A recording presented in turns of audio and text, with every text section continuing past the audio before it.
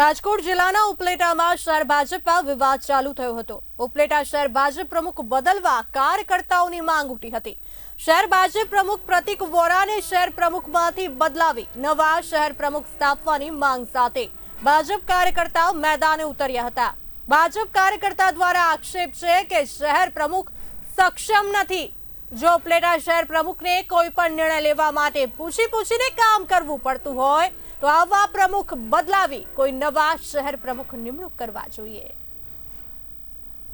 15 વર્ષથી ભારતીય જનતા પાર્ટીની કાર્યકર છું અને વફાદાર કાર્યકર છું કે પાર્ટીને ધ્યાનમાં રાખીને જ કાર્ય કરીએ છીએ। પાર્ટી વિરુદ્ધ ક્યારેય કોઈ પ્રકારનું કાર્ય કર્યું નથી અને હું સફળ બિઝનેસ વુમન પણ છું।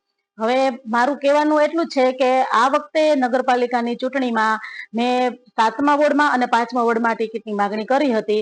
3જા વોર્ડમાં પણ કરી હતી। જો મને બક્ષીપંચમાં ટિકિટ આપી હોત ને તો હું 3જા વોર્ડમાં જીતી પણ જાત, પણ મને 7મા કે 5મા બેમાંથી એકે વોર્ડમાં મને ટિકિટ ન આપી અને છતાં પણ ધારાસભ્યનો ખૂબ ખૂબ આભાર માનું છું કે મને 3જા વોર્ડમાં ટિકિટ આપી।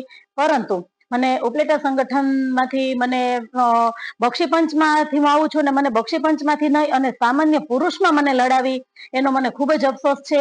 એટલે મને અંદરથી એમ જ થયું કે મને આ લોકોએ હરવા માટે જ અહીંયા મને ટિકિટ આપી છે, છતાં પણ પાર્ટીની આબરૂ બચાવવા માટે થઈને મેં ફોર્મ પાછું ન ખેંચ્યું અને મેં હિંમતથી લડત દર્શાવી અને હું 60 મતેથી એમાં હારી ગઈ। છતાં પણ મને કોઈ અફસોસ નથી, હું હારી નથી, પાર્ટી હારી છે। અને તમારો જે વાત છે કે તમને સંગઠન દ્વારા અહીંયાથી તમારી ટિકિટ કાપવામાં આવી છે, પક્ષ દ્વારા તમને 7મા વોર્ડમાં ટિકિટ આપવામાં આવી હતી, શા માટે કાપવામાં આવી? હવે એ સંગઠનમાં અંદર કાપી હોય એ ખબર નહીં। દર વખતે મને 7મા વોર્ડમાં ટિકિટ મળે છે, ઉપરથી મારી ટિકિટ મંજૂર થઈ જાય અને અહીંથી મારી ટિકિટ કેન્સલ કરાવવામાં આવે છે। હવે 7મા વોર્ડ મારો વોર્ડ છે, મારા મતદારો છે જાજા બધા, મારી લોકચાહના છે ત્યાં, છતાં પણ મને 7મા વોર્ડમાં ટિકિટ મારી દર વખતે કેન્સલ કરાવે છે। મારી ટિકિટ કપાણી એટલા મને છેલ્લે સુધી મને કીધું કે તને ટિકિટ જ મળશે, બરાબર છે। મેં મારા પ્રમુખ હતા અનુસૂચિત જાતિને એને પૂછ્યું, મને કે તારી ટિકિટ આવી જાય, બરાબર છે। હવે છેલ્લે સુધી મને એન્ડ સુધી હા કીધું, પછી બીજાને દઈ દીધી। તમને શું લાગે આ ટિકિટ કાપવા પાછળનો હાથ કોનો હોય છે? હવે આ ટિકિટમાં કાપવા માટે સાહેબ પ્રમુખ પ્રતિકભાઈ વોરા, પછી એના મહામંત્રી અનુસૂચિત ધારાસભ્ય બધા છે આમાં સંડોવાયેલા। તો તમને શું લાગે અત્યારે શહેર માળખું રચાય છે, મતલબ કોઈ હોદ્દા માંગો તો તમને આપે એવું? હવે હું તો મારી માંગણી આમાં કરું છું કે મને સંગઠનમાં લઈ, પણ સંગઠનમાં નહીં લેવા આવે તો આમાં મારી ટિકિટ તો કાપી છે, પણ નહીં લેવા આવે તો આમાં મને હોદ્દો દે કે નહીં દે।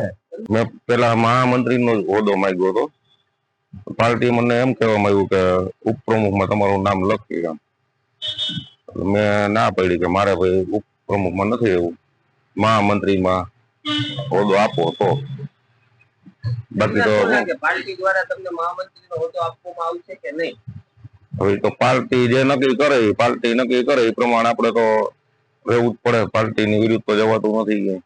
સંગઠન તમને શું લાગે ઉપલેટા સંગઠનમાં વાદ વિવાદ હોય ખરો?